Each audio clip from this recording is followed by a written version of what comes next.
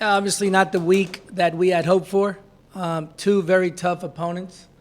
Um, Starting with Providence, I was really, really proud of the way our group went into a very hostile area or a very hostile stadium to play against a very good Providence team. I thought things were going well. We executed our game plan pretty well. And to go up 2-0 against Providence at their place is a tall order. I thought we were a little bit hard pressed with the penalty kick that was eventually called in their favor. That kind of started their mount back, right, to get back into the game. And at the end of the day, I thought there was still that we had done on the day to get the 3 points. And as much as I disliked the penalty kick call by the ref, at the end of the day, it comes down to us being able to manage the game. And I still think with a 2-1 lead with 12 minutes left, we should still be able to close that game out. So that tie, although it was had you asked me before the game if that's a good result, I probably would have told you, yeah, that would be a good result at Providence. But the way that it went down, it definitely felt like a loss. And then last night, we played against Missouri State last night at Swope Park in Kansas City, and it was an even match. It was back and forth. To be honest with you, I thought it was going to be a stalemate. But again, we got bit with the game management bug and conceded 50 seconds left to ultimately fall to Missouri State 0-1. So definitely not happy with the way these last two matches have gone. But nonetheless, such is life, and now we have to gear up and delighted to be at home against DePaul on Friday. I guess once could be kind of just a fluke occurrence, I guess, but back to back. Do you see anything symptomatic that's happening late in matches that has allowed teams to get a late goal on you, especially that late into a match? I did sense something last night. 4 minutes left in the match. I started to feel like we were doing uncharacteristic things, putting ourselves in situations where we normally aren't in.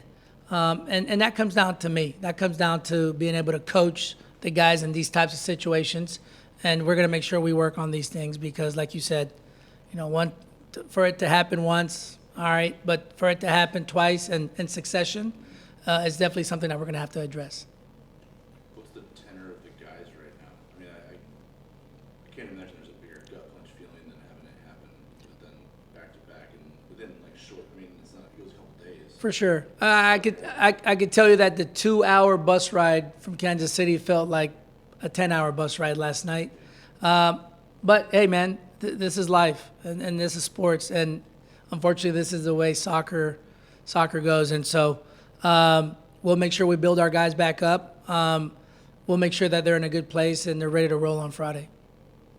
How do you change that? How do you coach that? You mentioned it falls on you, but I mean, what do you tell your team after that, just to get back on the horse? Yeah, we're a good soccer team, and we've demonstrated that in every match this season, whether it be a loss, a win, or a tie. We've demonstrated, in my opinion, that we've been the better team in every match.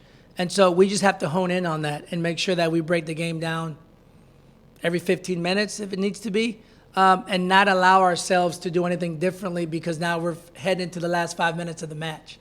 Continue to plug away and do the things that you've done for the 35 minutes before that half ends, right? And so we got to break it down into increments and make sure that we don't deviate from what we do, regardless of what minute of the match it is. You mentioned against Grand Canyon that you played minute by minute, and that was kind of like the key to how steady that performance seemed. Did you lose that?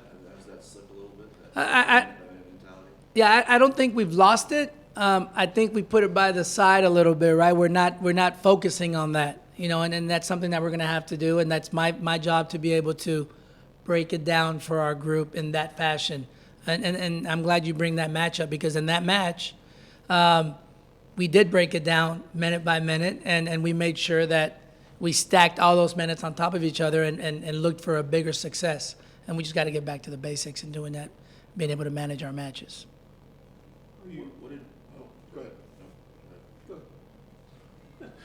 What did you do well to build a 2-0 lead against Providence? I mean, top 5 team, depending on your metric coming in, and you guys got on them and kind of stayed on them for a lot of the match. How did you do that? Yeah, we were on the front foot in our press, which I thought was good. And not just outside of our press, but once we did have them turn the ball over, we immediately went forward. And we caught them when they were unorganized or disorganized, I'm sorry. I thought our press was just okay last night, but this is natural, right? You're having to travel back from Providence on Sunday and then travel to Kansas City on Tuesday morning and go play on Tuesday evening. So we anticipated that our press wouldn't be maybe as fluid or as energetic as it was on Saturday in Rhode Island. But I thought that our press was good enough, though, last night, although it wasn't as energetic as maybe it was against Providence. We don't have to travel the next 2 games.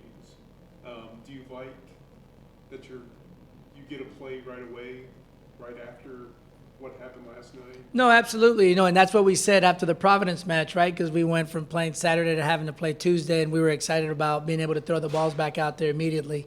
And then we got the gut punch again. But yeah, no, it's good to be able to play in Omaha. Although Wednesday we'll be playing at Caniglia, but we can sleep in our own beds, right? So we'll go Friday, Wednesday, and it's to me there's no better remedy after getting a gut punch of the magnitude that we had last night than to be able to play pretty quickly, to be able to play again. When you assess Grand Canyon and then certainly the large majority of the Providence match, have you seen a difference in the way your team performs on the road versus the way they performed at Morrison this season at all? No, I don't think so. I think the one thing I would say about playing on the road versus playing at Morrison, I think this group enjoys playing away where they're the underdog, right? Where they're not supposed to win because they're at somebody else's home. That's one thing that I've noticed about our group this year is I think they enjoy that. I think it gives them a little bit of an edge. Whereas home, we might be a little bit more comfortable. We're expected to win, and maybe it's a little different of a sentiment, maybe in the back of their minds when we're on the road. Any further questions for Johnny? Thanks, guys.